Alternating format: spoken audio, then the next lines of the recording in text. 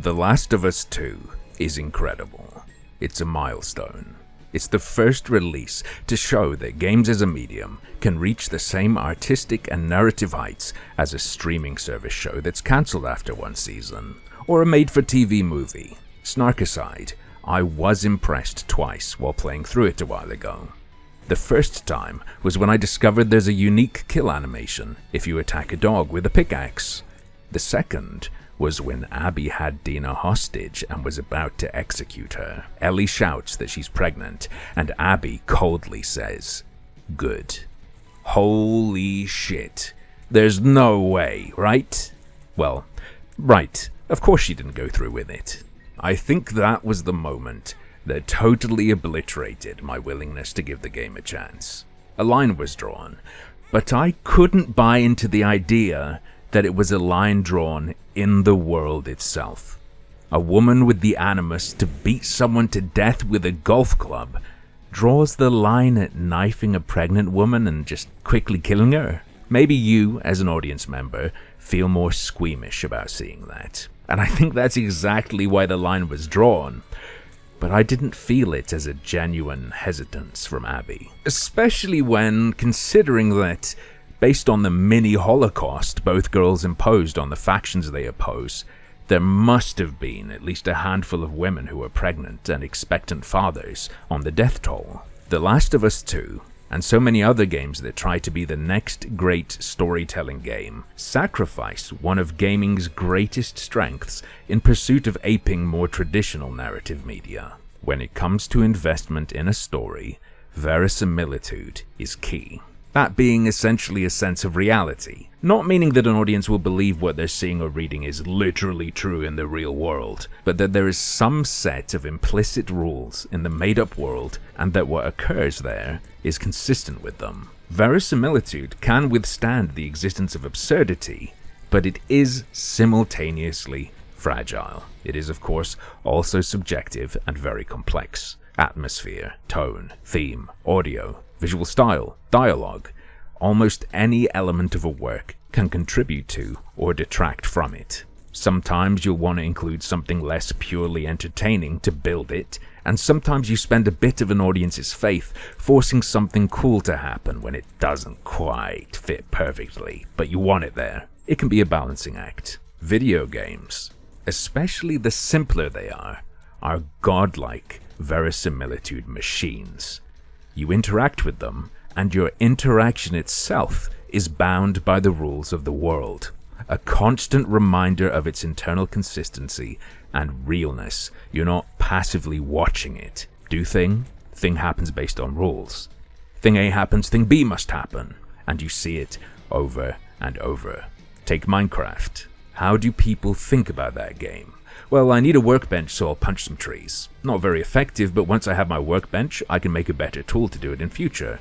Then I can also use some of that wood to make a pickaxe, which is stronger than my hands and able to break cobblestone, and so on. Unless you're this way inclined to begin with, maybe you want to be a programmer, for example, it's unlikely that you'll be seeing the hands of the creators everywhere. You see the world as it's intended to be seen, not as it is.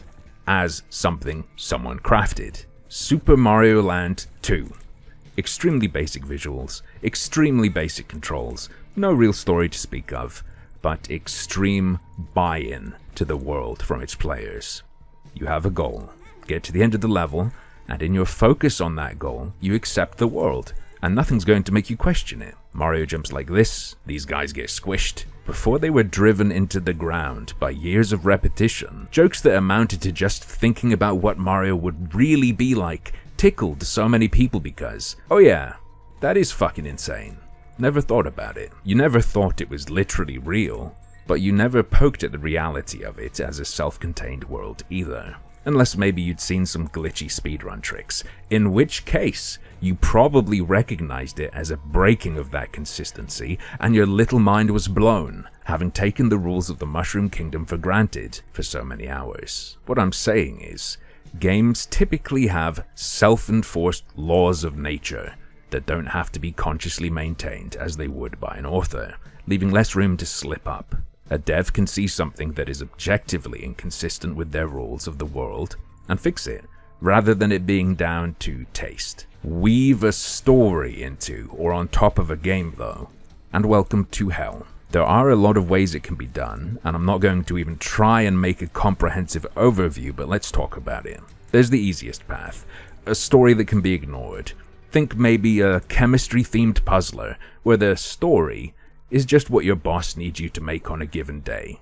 Or Save Me Mario. No conflicts, either internally or between it and the game, but there's not really anything there. You can have a semi-ignorable story, a little more woven in, maybe by requiring gameplay to uncover it, like hidden lore entries or what have you. Especially easy if it's lore about the past, because you add to the idea that your world has a history without much risk of self-contradiction. Think maybe Dark Souls, or my personal favorite game of all time, Rain World. You can flip that and have something like a choose-your-own-adventure book, where it's mostly reading or watching story with little minigames thrown in. As long as the story's good, the little minigames aren't going to tank you if they aren't the best. Then you have the 200 IQ game devs who want to fully integrate a straight-up full narrative story and gameplay. Some games, particularly those influenced or based on tabletop role-playing games, can pull it off. Most extremely do not. I think the aforementioned D&D-ish inspired games can pull it off because they're drawing on decades of work to combine gaming and storytelling. They're also drawing on another hobby where verisimilitude is king, likely influencing the writers and devs. If you're a DM, you have hours and hours of experience of trying to make your world seem real to your players. But the other attempts we've seen, with The Last of Us 2 being the #1 punching bag for this, are just smashing cinema and video games together, welding incompatible elements to each other. Where there's a conflict between what would make the game better and what would make the story better, I assume they flip a coin rather than finding a real solution. And the greatest sin of all is that they introduce what some would call wokeness or politics into games. These are absolute misnomers, but unfortunately are what is commonly used to describe the hand of the author reaching into the world and doing something for reasons that do not serve that world or story and damage verisimilitude, or at least give that impression. I love politics in games and stories, which is why I'm annoyed at the phrasing people use. Even if I'm totally opposed to a message, I can enjoy engaging with it, or even arguing with it and its implications. My problem is actually when the politics or wokeness is outside your creation, inorganically prodding it and degrading it, leaving its inauthentic mark on an otherwise consistent world. If Abby's going to bitch out in the last second, you need me to believe in the moment it's because Abby would bitch out, not because you're bitching out in fear of the audience's reaction. In a movie or book, that's bad enough, but in a game, it has potential to create cracks that are so much deeper. If The Last of Us 2 was a movie, but kept the kill count that it has as a game out of necessity to entertain for a longer amount of time, it would be fucking bizarre. It would be almost slapstick. It wouldn't happen. If the time between us being shown this woman torturously beating a man to death, and then not being able to put down a pregnant woman, the what the fuck contrast will be so much stronger, and I think a higher number of people would come away feeling like I did. Here we have game's length being used to mask trash, rather than reinforce a simultaneously consistent story with its world. Game devs, game writers, I think someone needs to tell you that you're simply not good enough. With all the freedom in the world, you couldn't pull it off. With the limits imposed by the strings publishers will be pulling, if you get the funding to make something large scale, you definitely won't pull it off. And if you're beholden to cultural norms and whims, fears of moral outcry, and plain old not wanting to turn off customers through offense, you cannot do it, no matter how good you are. People are stupid and insane. What they want doesn't make sense. People are cool with seeing massive amounts of gun violence in a game, while also believing that spamming crouch is too upsetting because it's reminiscent of real sexual assault, and that hurts people. Whereas, I guess, Gun violence, not a big issue. If you avoid hurting feelings or try to stick to what's woke or whatever, we'll see your greasy, cowardly fingerprints tweaking something in your creation purely to please a presumed or sought-after audience with no care for verisimilitude, shattering and ruining the experience. So just stop trying. Baby steps. Take a shot at something simpler.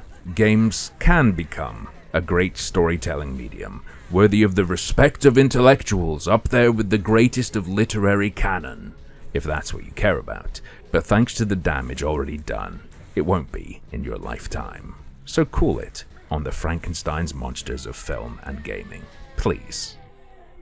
But, as usual, that's just another one of my harmful opinions.